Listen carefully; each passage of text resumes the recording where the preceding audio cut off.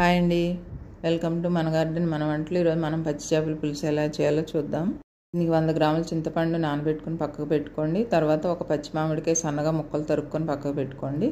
తర్వాత 2 స్పూన్లు కారం, 1 స్పూను ఉప్పు వేసి చేప ముక్కలు కలిపేసుకోవాలి. బాగా కలుపుకొని పక్కకు పెట్టుకోవాలి. తర్వాత ప్యాన్ పెట్టుకుని ఆయిల్ వేసుకొని 1/2 స్పూన్ మెంతులు, 4 పచ్చిమిర్చి, 2 ఉల్లిపాయలు పేస్టు ఇవి కూడా వేసి ఒక 2 నిమిషాలు రెడ్ కలర్ వచ్చేలా ఫ్రై చేసుకోవాలి. ఫ్రై చేసుకొని తర్వాత దాంట్లో 1/2 స్పూన్ సాల్ట్, 1/2 స్పూన్ ఉప్పు ఆల్రెడీ చేప ముక్కల్లో వేసుకున్నాం కాబట్టి చూసుకొని వేసుకోవాలి. ఇవి కూడా ఫ్రై చేసుకున్నాక 2 స్పూన్లు ధనియాల పొడి, తర్వాత కలిపి పెట్టుకున్న చేప ముక్కలు ఉన్నాయి కదా, ఆ చేప ముక్కలు కూడా వేసేసుకొని ముక్కలు విడిపోకుండా జాగ్రత్తగా కదుపుకోవాలి, లేదంటే చేప ముక్కలన్నీ విడిపోతాయి.